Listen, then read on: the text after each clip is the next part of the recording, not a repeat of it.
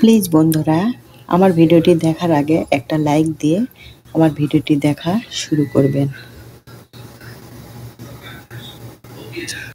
আসসালামু আলাইকুম রহমতুল্লাহি ওয়া বারাকাতুহু। আজকে আমি বেগুন ভাজি করব আর আলু ভাজি করব একসঙ্গে। আমি এখানে পেঁয়াজ কেটে নিয়েছি, একটা পাকা মরিচ কেটে নিয়েছি, রসুন কেটে নিয়েছি। এখানে আমি সব ধরনের গুঁড়া মশলা নিয়েছি একটু একটু করে। এখানে আমি আলু কেটে নিয়েছি, বেগুন কেটে নিয়েছি। এখন আমি হালকা একটু আলুগুলি সিদ্ধ করে নিব, যেহেতু বেগুন তাড়াতাড়ি সিদ্ধ হয়ে যায়। যেহেতু আমি এটি একসঙ্গে ভাজি করব, এই জন্য আমি আলুটি একটু লবণ দিয়ে সিদ্ধ করে নিচ্ছি।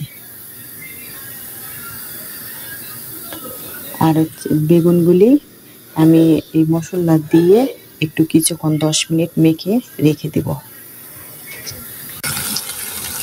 এই তো আমার আলুটি হালকা সিদ্ধ হয়ে গেছে। এখন আমি নামিয়ে নেব। একটা ফ্রাই প্যান বসিয়ে দিয়ে দিলাম পরিমাপ মতো তেল। এখন আমি যে বেগুনটি মেখে রেখেছিলাম ওটি এখন ভেজে নেব।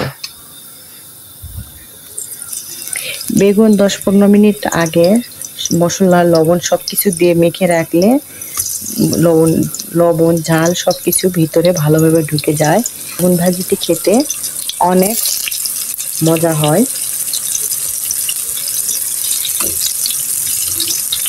আমরা তো বেগুন ভাজি কম বেশি সবাই বানাইতে পারি।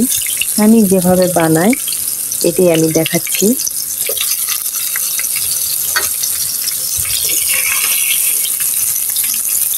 এখন আমি উল্টে পাল্টে ভালো করে ভেজে নেব। বেগুনগুলি নিচে পাট ভাজা হয়ে গেছে। আমি এখন উল্টিয়ে দিলাম, ভালো করে ভেজে নিব। আমার বেগুনগুলিও আধা ভাজা হয়ে গেছে। এখন আমি এর মাঝে আলুগুলি দিয়ে দিব।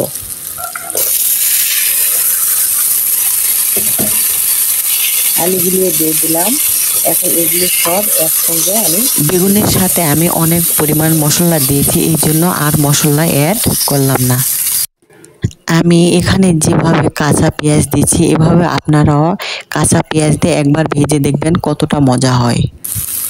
এর মাঝে আমি দিয়ে দিলাম পেঁয়াজগুলিও এর সঙ্গে লাল লাল করে ভেজে নিব। এখন দিয়ে দিব একটু তেল। আমি পেঁয়াজ, আলু, বেগুন সবগুলি একসঙ্গে ভাজি করে নিচ্ছি।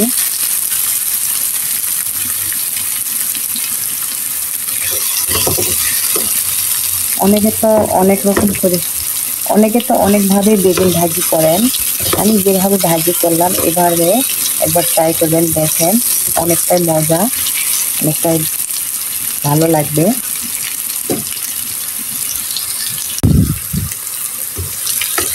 এভাবে উল্টায় পাল্টায় ভালো করে ভেজে নেব।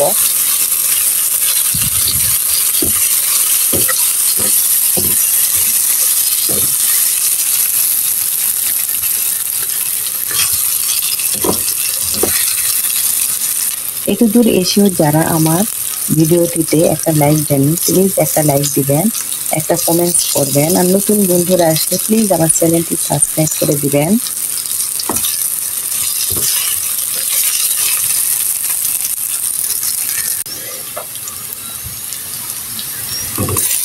এই তো আমার বেগুন ভাজিগুলো প্রায় হয়ে গেছে। আমি এভাবে বেগুন ভাজি করি, কাঁচা পেঁয়াজ দিয়ে।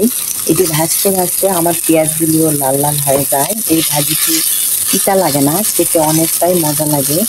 আর যদি অনেকে আমরা পেঁয়াজ ভেজে তারপরে যদি এরকম বেগুন অথবা আলু দিয়ে দিই, পেঁয়াজ মানে এগুলি ভাজা হতে হতে পেঁয়াজগুলি পুড়ে যায়, তখন কিন্তু ভাজিটি খেতে অনেক একটু তিতা তিতা লাগে।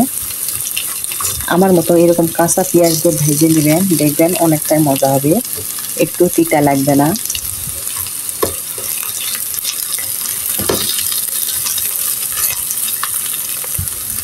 আমি এভাবে উল্টিয়ে পাল্টিয়ে সুন্দর করে সবগুলি ভেজে নেব। আজকের ভিডিওটি আমার এই পর্যন্ত।